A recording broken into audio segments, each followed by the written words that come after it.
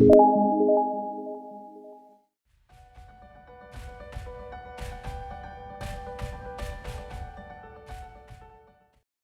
वालेकुम। मेरा नाम डॉक्टर सदर बदियुज़्ज़मान है और आप देख रहे हैं बर वक्त इलाज। आज का हमारा मौजू बहुत इंटरेस्टिंग है और आज का हमारा मौजू है एंटीबायोटिक्स। अब सबसे पहले हम मिलते हैं आज अपने मेहमान से। आज हमारे साथ मौजूद हैं डॉक्टर सारा तैमूर। थैंक यू डॉक्टर सारा, आपने हमारे लिए वक्त निकाला। डॉक्टर सारा के बारे में थोड़ा सा आप लोगों को बताती चलूँ। डॉक्टर सारा न्यूयॉर्क सिटी में बतौर associate professor of medicine and infectious disease खदमात सर अंजाम दे रही हैं। तो आज हम डॉक्टर सारा से एंटीबायोटिक्स के बारे में बातचीत करेंगे। एंटीबायोटिक्स का थोड़ा सा बताती चलूं कि एंटीबायोटिक्स होती क्या है।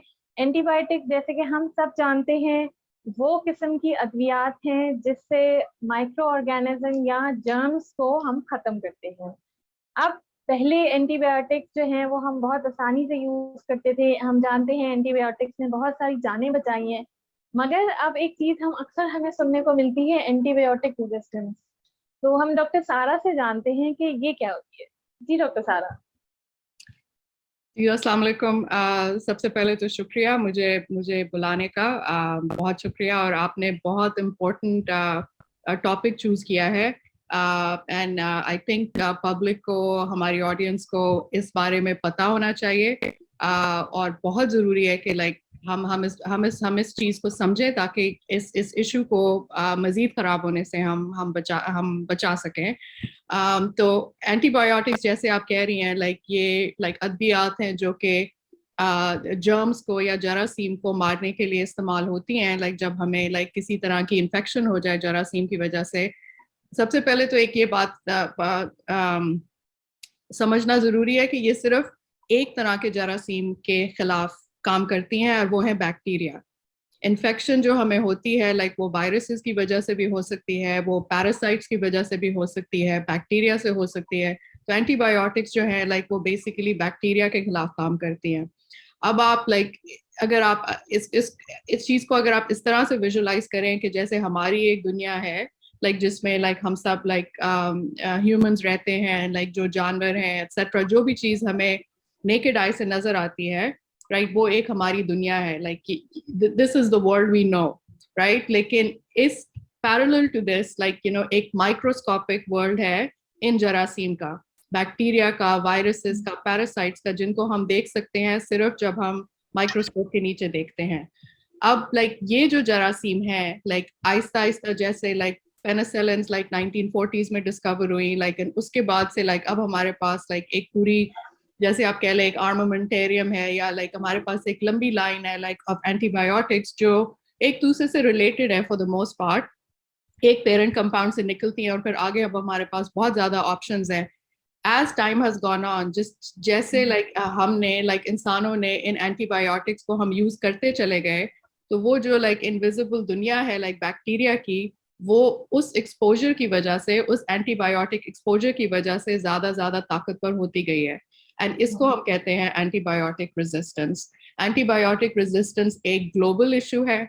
Like it's not just an issue like of the developing world, ये डेवलप्ड वर्ल्ड का भी इशू है। लाइक डेवलपिंग वर्ल्ड में सर्टनली ये इश्यूज और भी ज्यादा चैलेंजिंग हो जाते हैं, बिकॉज हमारे पास लाइक बहुत सी रेगुलेशंस नहीं है एक्सेट्रा। इस बारे में हम आगे जाके बात कर सकते हैं। लेकिन ये कि अब साउथ एशिया में इन पर्टिकुलर सबसे ज्यादा ताकतवर या सबसे ज्यादा एंटीबायोटिक रेजिस्टेंट बैक्टीरिया जो हैं वो एग्जिस्ट करते हैं, और ये लाइक लोगों में इन्फेक्शन कॉज करते हैं। अगर इनसे आपको इन्फेक्शन हो तो ये समझना जरूरी है कि लाइक हमारे पास लाइक फिर इलाज के लिए बहुत कम ऑप्शंस होते हैं, और कई दफा हमारे पास कुछ भी नहीं होता। बिल्कुल ठीक। जैसे कि आपने बताया कि पेनिसिलिन हमने बहुत इस्तेमाल की, जैसे वर्ल्ड वॉर टू में भी पेनिसिलिन बहुत यूज हुई, और पेनिसिलिन जिन्होंने डिस्कवर की थी अलेक्जेंडर फ्लेमिंग, उन्होंने भी एंटीबायोटिक रेजिस्टेंस की तरफ एक वक्त में तवज्जो दिलाई कि जिस तरह से ये दवाएं इस्तेमाल हो रही हैं तो हम बहुत जल्द एक क्राइसिस में जाएंगे। दूसरी चीज जो आपकी बात में मुझे बहुत अच्छी लगी, और मैं सिर्फ इसलिए रीइंफोर्स करना चाहूंगी कि जैसे हमारे पास मरीज आते हैं और वो कहते हैं कि जी हम गए या फला डॉक्टर के पास गए या हम दिखा रहे हैं ये जो गला खराब है, खांसी है, तो शायद ये वायरल है। तो डॉक्टर साहब हमने ये एंटीबायोटिक ले ली है या हमें ये एंटीबायोटिक दे दी गई है, अब ये जो आपकी बात है ना, मैं सिर्फ ये रीइंफोर्स करने के लिए कि जब हम ये कह रहे हैं कि ये बीमारी वायरल है, तो फिर हमें ये समझ लेने की जरूरत है कि उस बीमारी में एंटीबायोटिक का कोई रोल नहीं है। बिल्कुल। वायरल इलनेस जो है वो अगर अगर हम यूआरटीआई की बात करें, यानी अगर हम नजला जुकाम खांसी की बात करें और हम ये कह रहे हैं कि वो वायरल है, तो वो अपना टाइम लेके ठीक होगा, एंटीबायोटिक उसमें कुछ नहीं करेगी। तो ये सिर्फ मैं चाह रही थी कि हम जरूर इसको रीइंफोर्स करें। अच्छा, तो अब आप मुझे ये बताएं कि हम एंटीबायोटिक की रेजिस्टेंस जो है उसको कम करने के लिए एक हम टर्म सुनते हैं, एंटीबायोटिक स्टीवर्डशिप, एंटीबायोटिक का जिम्मेदाराना इस्तेमाल। तो ये क्या है? हाँ, सो बिल्कुल जैसे आपने कहा एंटीबायोटिक स्टूवर्डशिप, सो जिस तरह से लाइक रेजिस्टेंस एंटी बैक्टीरिया जैसे जैसे like over a period of time, and ये चीज जो है ये मतलब डेकेड से शुरू हुई हुई है, ये कोई नई चीज नहीं है। जब एक नई एंटीबायोटिक आती है लाइक कुछ अरसे में लाइक एक और नेक्स्ट रिपोर्ट आती है कि जी अब हमारे पास लाइक इस एंटीबायोटिक के रेजिस्टेंस बैक्टीरिया का एविडेंस जो है वो आ गया है। तो कोई भी एंटीबायोटिक ऐसी नहीं है जिसके खिलाफ रेजिस्टेंस ना हो। तो एंड बहुत से इश्यूज है like certainly reason country specific जिन्होंने इस प्रॉब्लम को कंट्रीब्यूट किया है। लेकिन जिस तरह रेजिस्टेंस बढ़ती चली गई है इन्फेक्शियस डिजीज में, एक डिसिप्लिन या एक एरिया लाइक इमर्ज किया, और अब ये एक सबसे ज्यादा like one of the most important aspects of infectious disease practice is antimicrobial stewardship, जो कि बिल्कुल जैसे आपने कहा कि जी एंटीबायोटिक्स का इस्तेमाल एक जिम्मेदार लाइक तरीके से किया जाए, एंड एक बैलेंस हो, right, like I mean antibiotic use इस तरह से की जाए कि जी वो इफेक्टिव भी हो, राइट। तो जिसको जरूरत है उसको एंटीबायोटिक मिले, जिसको जरूरत नहीं है जैसे वायरल इन्फेक्शन है उसको एंटीबायोटिक ना मिले। फिर उसके बाद लाइक एंटीबायोटिक जो जैसे कुछ हैं जो कि जिनका स्पेक्ट्रम छोटा है, यानी कि वो कम बैक्टीरिया को कवर करती हैं। फिर दूसरी हैं जिनका स्पेक्ट्रम जो है वो थोड़ा तवील है, जो कि बहुत से डिफरेंट बैक्टीरियाज को across the spectrum like cover करती हैं। तो नैरो स्पेक्ट्रम एंटीबायोटिक्स जिनका जिनका स्पेक्ट्रम छोटा है उनको अप्रोप्रिएट पेशेंट में यूज किया जाए, और जो ब्रॉड स्पेक्ट्रम वाली है उनको हर किसी में ना यूज किया जाए। सो ये सारे एस्पेक्ट्स एंटी माइक्रोबियल स्टूवर्डशिप के। फिर इसमें और भी बहुत सी चीजें आ जाती हैं कि सही दवाई दी जाए, सही पेशेंट को दी जाए, सही डोज पे दी जाए, सही ड्यूरेशन के लिए दी जाए, और जहां एंटीबायोटिक की जरूरत नहीं है लाइक वहां पर लाइक क्लिनिशियंस जो हैं लाइक उनके दिमाग में ये बात हो कि जी नहीं, हमने एंटीबायोटिक यूज नहीं करनी, ये इस मरीज के लिए अप्रोप्रिएट नहीं है। एक बात मैं लोगों को बताना चाहूंगी कि ये चीज इतनी जरूरत इसलिए है कि एक तो एनवायरनमेंट में, जैसे जो मैंने आपको बताया, एक माइक्रोस्कोपिक दुनिया है जिसमें ये बैक्टीरिया ताकतवर होते जा रहे हैं। अस्पतालों में ऑफ कोर्स जहाँ पर बहुत ज्यादा एंटीबायोटिक्स यूज होती हैं, ये बहुत से ऐसे बैक्टीरिया होते हैं, और अगर अस्पताल एंटी माइक्रोबियल स्टूवर्डशिप अप्रोप्रिएटली ना करे तो फिर लाइक वो ताकतवर बैक्टीरिया बहुत ज्यादा प्रोपोर्शन में होते हैं, और फिर इंसानों में, मरीजों में लाइक ये इन्फेक्शंस जो हैं, जो बहुत ड्रग रेजिस्टेंट इन्फेक्शंस हैं, वो नजर आना शुरू हो जाती हैं। तो ये बहुत जरूरी है कि हम उस एनवायरनमेंट को कंट्रोल करें। लेकिन एक और बात मैं आपको बता दूं, लाइक जैसे इनफेक्ट अगर शायद ऑडियंस ने ये वर्ड सुने हो, लाइक एक तो इन्फेक्शन है, फिर एक ये है जी कॉलोनाइजेशन, राइट। तो ये जो एनवायरनमेंट का एक्सपोजर है, इससे लाइक अगर हमें फर्ज करें इन्फेक्शन नहीं भी होती तो हम कॉलोनाइज हो सकते हैं, स्पेशली वो लोग लाइक जो जिनका अस्पताल के साथ कांटेक्ट है, वो किसी भी रीजन की वजह से अस्पताल जाते हैं या क्लिनिक जाते हैं, वहां से वो इन ड्रग रेजिस्टेंट बैक्टीरिया से एक्सपोज हो सकते हैं। फिर लाइक डिपेंडिंग ऑन कि ये किस तरह का बैक्टीरिया है, कुछ हमारे जिल्द पे रहते हैं, कुछ हमारे लाइक जीआई ट्रैक में रहते हैं, हमारी आंतड़ियों में रहते हैं, और वो कॉलोनाइजेशन कॉज करते हैं, यानी कि वो हमारे साथ रहना शुरू हो जाते हैं। और फिर लाइक ये ताकतवर बैक्टीरिया आप ऐसे समझे कि हमारे जिस्म का हिस्सा बन गए हैं, और आगे जाके अगर आपको किसी भी तरीके की बीमारी होती है, किसी और वजह से भी अगर आपकी बॉडी कमजोर होती है, तो ये बैक्टीरिया फिर इन्फेक्शन कॉज कर सकते हैं, सीरियस इन्फेक्शन कॉज कर सकते हैं। तो इन सारी वजहों की वजह से ये एंटी माइक्रोबियल स्टूवर्डशिप जो है लाइक उसमें फार्मासिस्ट भी इन्वॉल्व होते हैं, डॉक्टर्स इन्वॉल्व होते हैं, हॉस्पिटल एपिडेमियोलॉजिस्ट्स इन्वॉल्व होते हैं, और ये एक बहुत इंपॉर्टेंट चीज़ है जिसके बारे में पाकिस्तान में और ज़्यादा बात होनी चाहिए। बिल्कुल। जैसे आपने कहा डोज और ड्यूरेशन, कल मैंने क्लिनिक में एक पेशेंट देखा, वो आए थे, उनको 2-3 दिन पहले साइड में फ्लैंक में पेन हुआ जिसको हम कहते हैं। तो डॉक्टर साहब को लगा कि मे बी शायद ये इन्फेक्शन है, तो उन्हें सिप्रोफ्लॉक्सासिन 500 mg सुबह शाम दी गई, और वो 3 दिन का कोर्स मरीज ने किया। अब चूंकि वो एंटीबायोटिक छोड़े हुए भी 2-3 दिन गुजर चुके थे, तो मुझे लगा कि कुछ बताने का या कुछ बोलने का फायदा नहीं है, क्योंकि मरीज ने खुद तो नहीं थी, डॉक्टर ने दी थी मरीज को। तो ऐसी सूरत में क्या करना चाहिए कि डोज, मतलब डोज तो अप्रोप्रिएट थी, 500 mg बीडी दी थी, बट वो ड्यूरेशन 3 डेज का था और उसको छोड़े हुए 2-3 दिन गुजर चुके थे। तो यानी कि उनको लाइक कम ड्यूरेशन के लिए एंटीबायोटिक दी गई, बिल्कुल और बिल्कुल। पाइलोनेफ्राइटिस, हाँ। हम्म तो मतलब ऑब्वियसली ये अभी एक ट्रिकी सिचुएशन है, राइट, लाइक कि मतलब एक हम्म जैसे आपके कॉलीग लाइक मेडिकल कम्युनिटी में लाइक उन्होंने हम्म प्रिस्क्रिप्शन दी और अब मरीज आपके पास आ रहा है और आपको हम्म लग रहा है कि जी जो ट्रीटमेंट है लाइक वो इनअप्रोप्रिएट है, कि जी हम्म जितने दिन की दवाई मिलनी चाहिए थी उतनी नहीं मिली। तो इस बारे में फिर क्या किया जाए, डिपेंड करता है, लाइक मतलब I think like what I would do, like I mean एक तो ये कि जी कुछ चीजें होती हैं वो ट्रेडिशनल प्रैक्टिस होती हैं, राइट, लाइक किसी ने हम्म हमें सिखा दिया और हम वो करते चले आ रहे हैं, राइट। हम्म लेकिन अगर आप देखें लाइक तो जो मेडिकल एविडेंस है लाइक वो हर ऐसी चीज के पीछे बहुत स्ट्रांग नहीं होता, लाइक जो हम्म स्पेशली जो बहुत एस्टैब्लिश पुरानी प्रैक्टिसेस हैं, जिसके जी पाइलोनेफ्राइटिस को लाइक 7 दिन ट्रीट करना है या 10 दिन ट्रीट करना है, लाइक और वो चीजें बस have been passed on. So I guess like depending on what you dealing with, I would मैं सबसे पहले मरीज को देखूंगी ऑफ कोर्स। अब जैसे आप कह रही हैं मरीज ठीक है, अगर 2-3 दिन हो चुके हैं दवाई के बगैर, फिर मैं देखूंगी कि अच्छा हम ट्रीट क्या कर रहे थे, right.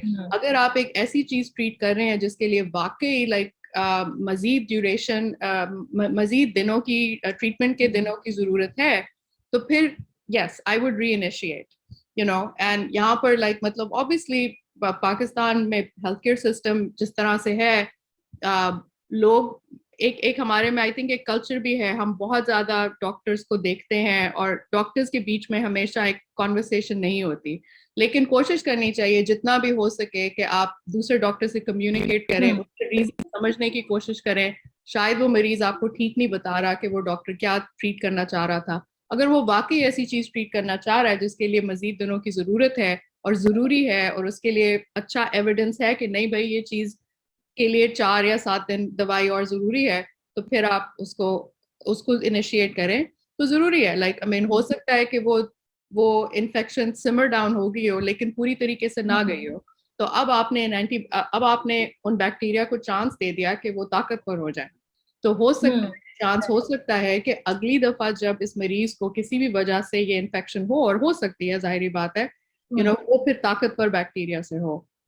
And I mean, I don't know if this is in the scope of this discussion, like, and I would like to mention like ciprofloxacin, levofloxacin, ये quinolone antibiotics हैं जो बहुत commonly use होते हैं निमोनिया के लिए, urinary tract infection के लिए, और ये ऐसी दवाइयां हैं लाइक जो कि बहुत इफेक्टिव हैं, लेकिन इनके लिए लाइक जिन जिन इन्फेक्शंस के लिए ये इस्तेमाल होती हैं उनके लिए वर्ल्ड वाइड बहुत ज्यादा रेजिस्टेंस है, बहुत ज्यादा।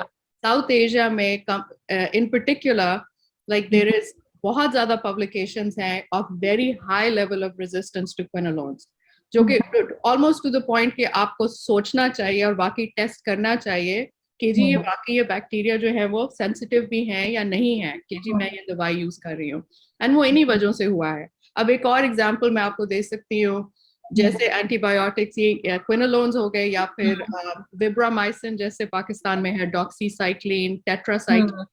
अब स्टूअर्डशिप का एक और एस्पेक्ट यहाँ पर आ जाता है, अगर आप किसी को इस तरह की कोई दवाई दे रहे हैं, और इसकी बहुत ज्यादा एग्जाम्पल्स हैं, जैसे किसी भी तरीके का डेयरी प्रोडक्ट, कैल्शियम सप्लीमेंट हो गया, कोई कैटाइन हो गया, एंटासिड हो गया जैसे लोग लेते हैं, इस तरह की कोई भी चीज जिसमें एक पॉजिटिव चार्ज का लाइक इलेक्ट्रोलाइट है, राइट, मैग्नीशियम, एल्यूमिनम एक्सेट्रा, वो इन एंटीबायोटिक्स के साथ बाइंड करती हैं और उनको अब्सॉर्ब नहीं होने देती।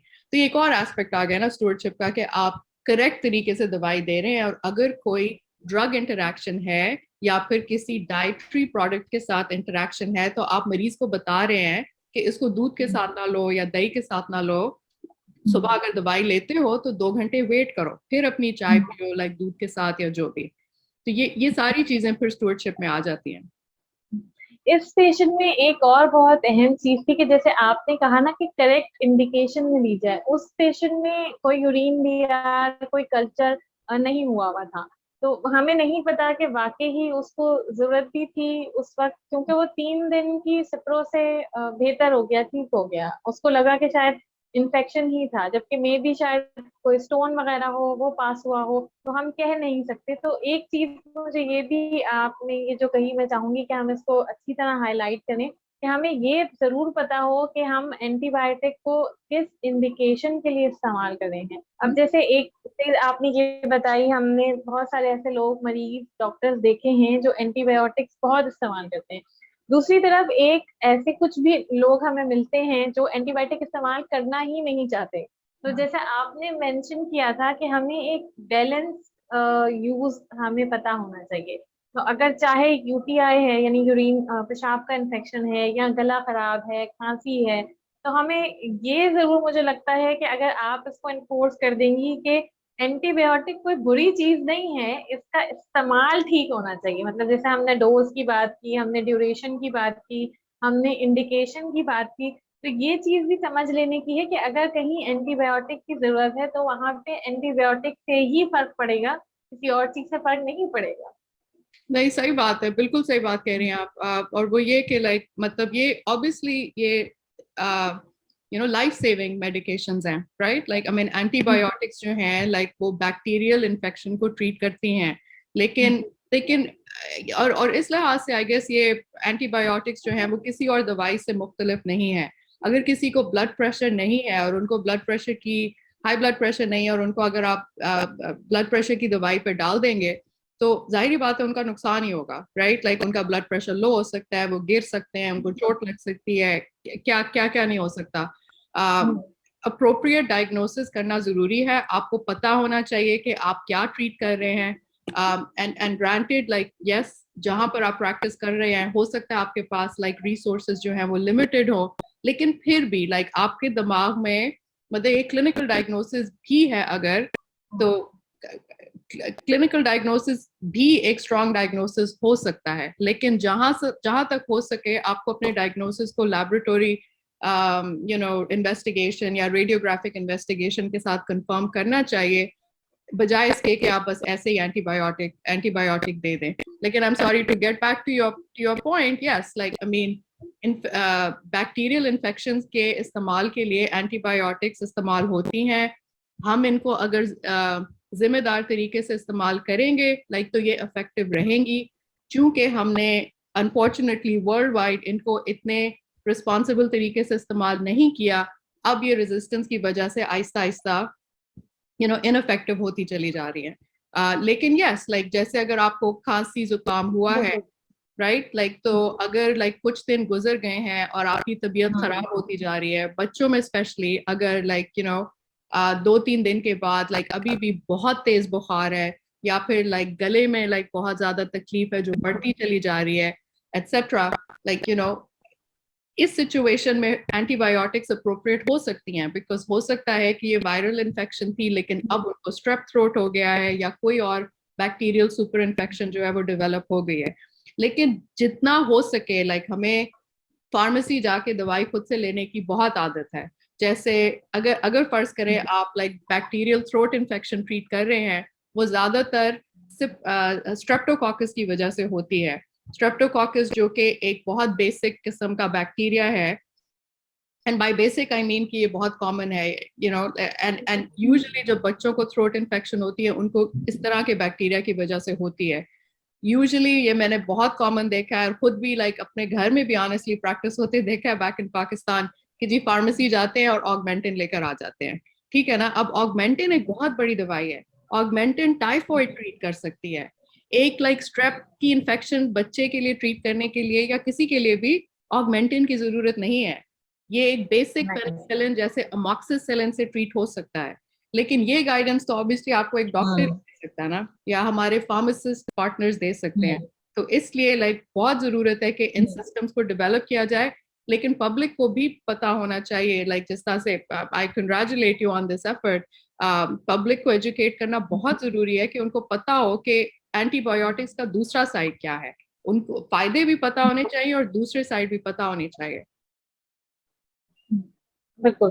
थोड़ा सा मैं चाहूंगी डॉक्टर सारा हमें बताएं कि what are the hazards of antibiotics, antibiotics के नुकसानात क्या क्या, अपार्ट फ्रॉम एंटीबायोटिक रेजिस्टेंस तो हमने काफी बात कर ली। वैसे जनरली स्पीकिंग अगर हम एक ब्रॉड स्पेक्ट्रम में बात करें तो क्या क्या नुकसानात हैं ऐसे जो एक आम आदमी को, एक आम मरीज को पता होने चाहिए कि एंटीबायोटिक की वजह से मुझे ये चीजें हो सकती।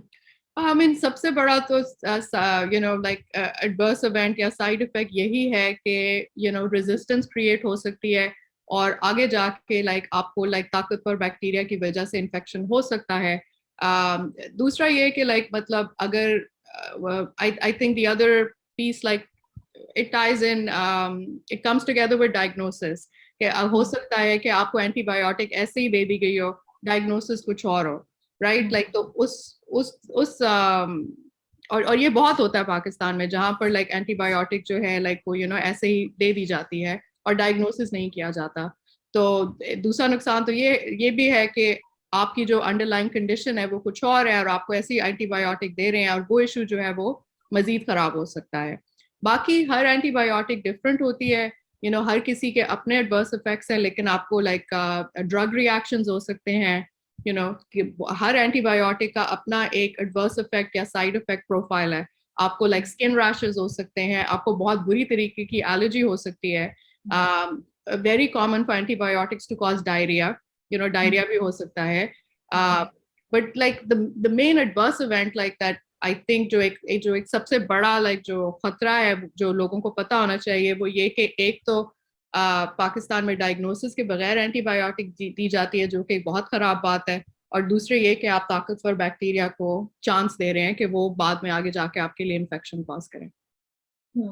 बिल्कुल ठीक। अच्छा डॉक्टर साहब, आपने अभी एक बात की कि मोशंस हो सकते हैं एंटीबायोटिक के इस्तेमाल से। तो हमने एक प्रैक्टिस देखी है, नॉर्मली जब हमारे यहाँ लोगों को पेट में दर्द होता है, मोशन होते हैं, तो हम जाते हैं फ्लेजल खरीद के खा लेते हैं। तो थोड़ा सा मैं चाहूंगी आप इस चीज पे रोशनी डालें कि क्या फ्लेजल एक एंटी डायरियल है और इसको किस तरह इस्तेमाल होना चाहिए। मतलब हमारे यहाँ ये अंडरस्टैंडिंग नहीं है कि ये एक एंटीबायोटिक है। अब शायद आप कहें तो शायद लोगों को यकीन आने लगे कि ये भी एक एंटीबायोटिक है और it's not an anti diarrhoeal, इसकी अपनी अलग इंडिकेशन है।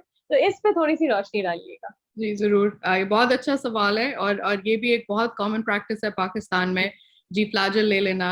फ्लैजल मोस्ट सर्टनली एक एंटीबायोटिक है।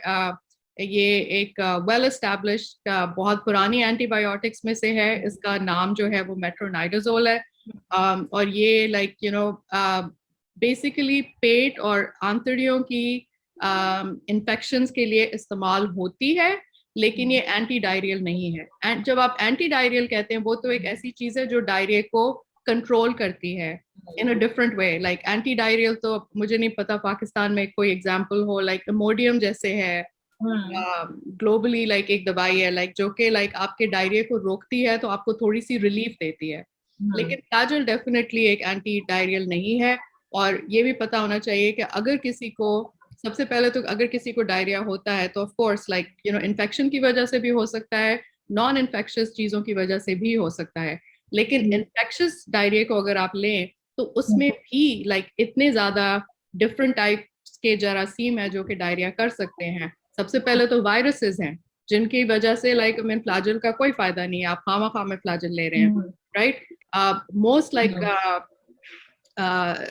कुछ बैक्टीरियल, स्पेसिफिक बैक्टीरियल डायरियाज हैं जो शायद रिस्पॉन्ड कर सकते हैं। लेकिन सबसे ज्यादा जहां पर आपको मेट्रोनाइडाजोल या फ्लैजल लेने का फायदा हो सकता है वो है जैसे अमीबिक डिसेंट्री, अमीबा की वजह से एक्सेट्रा, अगर आपको इन्फेक्शन है वहां पर जाके लाइक यू नो इस सो ये डेफिनेटली एक ब्रॉड, जैसे लोग इसको ब्रॉडली समझते हैं कि जी एंटी डायरियल है, एंटी डायरियल बिल्कुल नहीं है। आपको लोगों को इसको समझना चाहिए कि इसका बहुत ही एक नैरो सा रोल है, और वो ये कि लाइक जब मोस्ट कॉमनली पाकिस्तान जैसी जगह में I would say like it's when जब आपको अमीबिक डाइसेंट्री है और उसकी प्रेजेंटेशन बहुत डिफरेंट है। लाइक वो आप लाइक वो ऐसे है कि आपको ज्यादातर जो टिपिकली एक प्रेजेंटेशन होती है उसमें आपको स्टूल्स में ब्लड है, बहुत ज्यादा पेट में दर्द है, लाइक इस तरह की चीजें जो है, लाइक डाइसेंट्री जो है वो हर डायरिया डाइसेंट्री नहीं है। तो ये समझना जरूरी है कि ये इसका वाइड स्प्रेड यूज जो है वो डेफिनेटली इनअप्रोप्रिएट है, उसका कोई फायदा नहीं है। एंड लोगों को जब उनके बच्चों को या घर वालों को लाइक कोई इस तरह की डायरियल इलनेस होती है, उनको स्टूल टेस्ट कराना चाहिए। और सबसे ज्यादा जरूरी चीज तो ये कि आप अपनी हाइड्रेशन मेंटेन करें, राइट। और अगर साथ में आपको उल्टियां आ रही हैं एक्सेट्रा, अगर आप नहीं कर सक रहे लाइक ओरली हाइड्रेट लाइक, तो फिर कुछ केसेस में आपको इंट्रावीनस फ्लूइड्स वगैरह की जरूरत हो सकती है। तो फ्लैजिल की ज्यादातर केसेस में जरूरत नहीं होती। बिल्कुल, यही चीज मैं आपकी इसकी बात को थोड़ा सा आगे बढ़ाना चाहूंगी। जैसे हम पाकिस्तान में हम देखते हैं कि लाखों बच्चे 5 साल से कम उम्र के हमारे यहाँ उनका इंतकाल हो जाता है सिर्फ इसलिए कि मोशन उल्टियां हो रहे थे। तो अब हमें, मुझे लगता है कि हमें माओ को ये बताने की, ये सिखाने की जरूरत है कि जब बच्चे को मोशन उल्टी हो रही है तो आपने सबसे पहले उसको ओआरएस, सबसे पहले उसको निमकोल वाला पानी देना है। फ्लैजेल आप देते हैं नहीं देते फर्क नहीं पड़ता, सबसे पहले अगर आपने उसको हाइड्रेट करके रखा है, उसकी जो पानी नमकियात जो जिस्म से जा रहे हैं अगर वो मरीज को मिलते रहेंगे तो ये वाली जो हम देखते हैं कि इतने ज्यादा 5 साल से कम उम्र बच्चों की डेथ्स हो जाती हैं। हम जिंदगियां बचा सकते हैं अगर हम ये एक छोटा सा अमल जो हम घर में आसानी से कर सकते हैं, तो ये अगर हमें समझ में आ जाए हमारे यहाँ माओ को कि माओ की उतनी अहमियत नहीं है जितना डिहाइड्रेशन की, यानी कि ओआरएस पानी देने की इम्पोर्टेंस है। अच्छा, अगली चीज मैं सोची थी कि मैं आपसे बात करूं, जो हम आजकल रेजिस्टेंस देखते हैं, जैसे जैसे कि मैंने एक फ्लैजल का जिक्र किया, मेट्रोनिडाजोल का, कि हम उसको एज एंटी डायरियल यूज करते हैं। एक और दवा है लीवोफ्लॉक्सिसिन, जो बहुत कम लोग शायद जानते होंगे हमारी आवाम के, वो सेकेंड लाइन टीबी ड्रग है। उसके अलावा भी उसकी इंडिकेशन है, वो हम नमूनिया में यूज करते हैं। लेकिन हम देखते हैं कि वो जो एक वायरस वाला नजला जुकाम बुखार खांसी होता है, वो मरीज लीवोफ्लॉक्सिसिन खुद से लेता हुआ आना होता है। 250 mg सुबह शाम वो ले रहे होते हैं, उन्होंने फार्मासिस्ट ने उनको दी होती है। तो इस पे भी थोड़ा सा मैं चाहूंगी कि आप बताएं हमें कि इसकी वजह से क्या क्या हमें नताइज भुगतने पड़ रहे हैं। बिल्कुल सही बात है। लाइक सो मीन जैसे लाइक ज्यादातर ऑडियंस को पता होगा, पाकिस्तान जो है लाइक वहां पर बहुत ज्यादा ट्यूबरक्यूलोसिस है। जिस तरह से बहुत से लाइक दुनिया के हिस्सों में लाइक टीबी का जो जर्म है, जो जरासीम है, जो बीमारी है वो है। और एक ये अब बहुत अच्छी बात आपने रेज की है, वो ये कि ये अगेन लाइक एंटीबायोटिक्स के एडवर्स इवेंट्स में आ सकता है कि लाइक हर एंटीबायोटिक जो है उसका जो स्पेक्ट्रम है लाइक उसमें लाइक कुछ और जरासीम भी आ सकते हैं जिनके बारे में हम नहीं सोचते। तो जैसे अगर आपको लाइक किसी ने लीवोफ्लॉक्सिसिन दी है लाइक एक बेसिक निमोनिया के लिए, तो उन लोगों को, चाहे वो फार्मासिस्ट हो और एंड चाहे वो डॉक्टर हो, और सबसे पहले तो ये कि डायग्नोसिस होना जरूरी है। लाइक आई मीन, तो ये जिम्मेदारी जो है लाइक वो मेडिकल प्रोवाइडर्स पे जाती है, लाइक हेल्थ केयर सिस्टम पे जाती है कि भाई आप अगर आप किसी चीज को ट्रीट कर रहे हैं लाइक, तो आप उसका अप्रोप्रिएट डायग्नोसिस करें इससे पहले कि आप किसी को दवाई पर डालें। लेकिन लीवोफ्लॉक्सिसिन लाइक इन पर्टिकुलर जो बहुत ज्यादा कॉमनली यूज होती है, वो दवाई जैसे आपने कहा लाइक वो ट्यूबरक्यूलोसिस का जर्म जो है उसको भी कवर करती है, उसके खिलाफ एक्टिव होती है। ये अब एक ट्रेडिशनल ट्यूबरक्यूलोसिस की दवाई नहीं है, लेकिन लाइक ये सेकंड लाइन एजेंट है, और ये बहुत काम आती है जब आपके पास लाइक ड्रग रेजिस्टेंट ट्यूबरक्यूलोसिस है।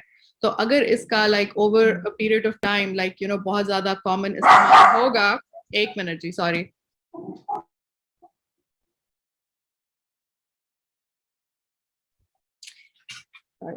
तो अगर इसका like over a period of time इस्तेमाल होता चला जाएगा तो हम टीबी जैसी बीमारी को लाइक और ज्यादा खतरनाक कर सकते हैं। ये उसका एक जैसे अनरियलाइज कॉन्सिक्वेंस है, जो कि डॉक्टरों को पता होना चाहिए, बिल्कुल लेकिन मरीजों को भी पता होना चाहिए कि जी लीवोफ्लॉक्सासिन जैसी दवाई जो है उसके और भी बहुत से फायदे हैं जो कि बहुत ज्यादा खतरनाक किस्म की बीमारियों को ट्रीट करने में यूज हो सकती है। तो अगेन इसका एक जिम्मेदार तरीके से इस्तेमाल होना चाहिए। शुक्रिया डॉक्टर सारा। बस अब एक आखिरी सवाल है जो मैं चाहूंगी कि मैं आपसे पूछूं और फिर हम इसको कंक्लूड करते हैं, जो कि आप एक आईडी स्पेशलिस्ट हैं और आप एक बड़े शहर में, मतलब दुनिया के one of the biggest city में एक बहुत बड़े टर्शरी केयर हॉस्पिटल में प्रैक्टिस कर रही हैं। तो आप बहुत सारी चीजें ऐसी देखती होंगी जो हम लोगों को उस तरह से देखने को नहीं मिलती। बहुत सारे ऐसे मरीज होते होंगे जो आपके पास दुनिया के मुख्तलिफ इलाकों से आते होंगे और उनके अंदर आप बहुत सारे प्रॉब्लम्स हैं जो आप देखती होंगी। मैं चाहूंगी कि थोड़ा सा आप उसके बारे में हमें बताएं कि क्या वो चीजें हैं जो आप लोग देखते हैं, जो एज अ डॉक्टर आप सोचते हैं कि आप कंसर्न्ड हैं उस चीज के लिए, और ये चीज जो है ये मरीज को भी पता होनी चाहिए कि जैसे हमने फला मरीज देखा, जैसे हमने ट्रांसप्लांट का मरीज देखा, उसमें जो है हम एंटीबायोटिक नहीं दे सकते थे, कोई खास एंटीबायोटिक नहीं दे सकते थे क्योंकि वो लेता हुआ आया था, उसमें रेजिस्टेंस हो गई। इस तरह की कोई चीज मैं चाहूंगी कि आप कंक्लूडिंग रिमार्क्स में हमें बताएं। तो मतलब यहाँ न्यूयॉर्क सिटी में ऑफ कोर्स यहाँ की जो पॉपुलेशन है वो बहुत ज़्यादा डिवर्स है, बहुत ज़्यादा इमिग्रेंट्स हैं। तो इफ इट्स ओके मैं आपको इश्यूज बता सकती हूँ स्पेसिफिक टू साउथ एशिया, जो कि मैं यहाँ पर न्यूयॉर्क में देखती हूँ। बिकॉज मरीज जो है वो हर जगह से आते हैं। आपने ट्रांसप्लांट का जिक्र किया तो मैं आपको ट्रांसप्लांट की स्टोरी जो है वो बता सकती हूँ। एंड ये चीज जो है हमें रिपीटेडली नजर आती है, एक नहीं तो दूसरे तरीके से नजर आती है। और मैं ये स्ट्रेस करना चाहूंगी कि जहां पर हमारा मुल्क है, हमारा प्यारा मुल्क साउथ एशिया में ये ये एक हब है एंटीबायोटिक रेजिस्टेंस का, जो कि ऑलरेडी एक बहुत बड़ा इशू क्रिएट हो गया हुआ है। तो इसको टैकल करना तो मतलब सालों पहले एफर्ट्स शुरू होने चाहिए थे। लेकिन आई गेस मैं ऑडियंस को बताना चाहूंगी कि ये कितनी बड़ी चीज है जो एग्जिस्ट करती है ऑलरेडी हमारे मुल्क में। एंड वहां से आए हुए जब मैं मरीज देखती हूँ, कोई बंदा जो या तो अस्पताल में था पाकिस्तान में या बांग्लादेश में, अब किसी वजह से वो यहाँ पर हैं, बहुत से लोग आगे पीछे जाते हैं, और स्पेशली जो ट्रांसप्लांट या कैंसर के मरीज हैं उनमें ये इशू और भी नजर आता है, क्योंकि उनकी बॉडी और उनकी जो इम्यूनिटी है, उनकी जो ताकत है इन्फेक्शन के खिलाफ वो इतनी कॉम्प्रोमाइज्ड है कि उनमें ये इन्फेक्शन और भी ज्यादा नजर आती हैं। लेकिन ड्रग रेजिस्टेंस बाकी सबसे बड़ा इशू है जो कि नजर आता है। और मैंने जो एक चीज है जैसे आप कहते हैं multi drug resistant, right? Multi drug resistant का मतलब ये है कि जी बहुत सी एंटीबायोटिक क्लासेस जो हैं उनके खिलाफ ये बैक्टीरिया जो है वो ताकतवर है, यानी कि एंटीबायोटिक्स इफेक्टिव नहीं है। फिर एक टर्म होता है XDR, which is extra drug resistant, तो वो उससे भी एक स्टेप आगे है। फिर एक और आखिरी स्टेप होता है, वो होता है पैन ड्रग रेजिस्टेंट, यानी कि लिटरली सारी जो नॉन एंटीबायोटिक क्लासेस हैं उनमें से कोई भी दवाई जो है वो इस ताकतवर बैक्टीरिया के खिलाफ काम नहीं कर सकती। तो जो हमने पैन ड्रग रेजिस्टेंस इन्फेक्शन की जो मैंने एग्जांपल्स देखी हैं, वो मैंने सिर्फ और सिर्फ साउथ एशिया से देखी हैं, इंडिया से देखी हैं, पाकिस्तान से देखी हैं, बांग्लादेश से देखी हैं, सब जगह जहाँ पर एंड जितना भी डेटा है वो सारा यही कहता है drug resistance is all over. I mean ये नहीं मैं कहना चाहती कि दूसरे इलाकों में दुनिया में ड्रग रेजिस्टेंस नहीं है, लेकिन इट इज ये बेसिकली उस सबसे बहुत बड़ा आई मीन एक मैग्नानिमस प्रोपोर्शंस का इशू है इन साउथ एशिया। दूसरी चीज मैं ये कहना चाहूंगी कि आपकी बॉडी के अंदर बैक्टीरिया होते हैं, हमारी इंटेस्टिन्स में, हमारे स्किन पे सर्टेन बैक्टीरिया रहते हैं, कुछ बैक्टीरिया है वो हमारी नाक में रहते हैं, कुछ कान में रहते हैं, और वो हमारी बॉडी के साथ एक हारमोनियस एक दोस्ताना तरीके से एग्जिस्ट करते हैं, और वो हमारे हेल्थ का हिस्सा हैं। लेकिन एंटीबायोटिक्स की वजह से ये एक बैलेंस जो है वो डिस्टर्ब हो जाता है। ठीक है, तो बेसिकली ना सिर्फ ये कि ड्रग रेजिस्टेंस क्रिएट होती है, लेकिन जो वो इम्बैलेंस है उसकी वजह से कुछ बैक्टीरिया जो कि लाइक छोटे मिकदार में मौजूद हैं और उस छोटे मिकदार में वो हमें हार्म नहीं कर सकते, वो बैक्टीरिया ज्यादा होने शुरू हो जाते हैं। क्योंकि एंटीबायोटिक की वजह से आपने लाइक जो आपके अपने दोस्त बैक्टीरिया हैं उनको आपने सप्रेस कर दिया, तो दूसरे बैक्टीरिया ज्यादा होने शुरू हो जाते हैं। तो उसकी वजह से फिर सी डिफिसियल का लाइक डायरिया जो है लाइक वो हमें नजर आता है, जो कि बहुत खतरनाक बीमारी है, लोग बहुत बीमार होते हैं। और दूसरा ये कि लाइक कुछ दूसरे लाइक जरासीम लाइक जो कि फंगस की फैमिली में बिलोंग करते हैं, एंड शायद हमारे ऑडियंस में कुछ लोगों ने लाइक कैंडिडा ऑरस जर्म का नाम सुना हो। ये भी लाइक इन्हीं तरह की प्रैक्टिसेस और इसी तरह के एंटीबायोटिक ड्रिवन इम्बैलेंस की वजह से क्रिएट हुआ है, जहाँ ये कि लाइक जितना आप एंटीबायोटिक यूज करें लाइक उतना ही लाइक आपकी बॉडी में वो इम्बैलेंस हो। और ये ड्रग रेजिस्टेंट कैंडिडास जो हैं लाइक उनकी वजह से इन्फेक्शन जो है वो अगेन साउथ एशिया में लाइक स्पेशली हॉस्पिटल सेटिंग्स में बहुत ज्यादा है। और ये भी एक ताकतवर फंगस जो है लाइक वो क्रिएट हुआ है because of antibiotic use. I hope that answers your question. जी, thank you so much doctor Sara, आपका बहुत शुक्रिया, आपने हमारे लिए वक्त निकाला। मैं उम्मीद करती हूँ कि जो लोग हमें देख रहे हैं, सुन रहे हैं, उन्होंने इस हमारी डिस्कशन से बहुत सारी चीजें सीखी होंगी। अगर आप लोग चाहते हैं कि हम डॉक्टर सारा से किसी खास मौजू पर बात करें तो आप हमें कमेंट सेक्शन में बता सकते हैं।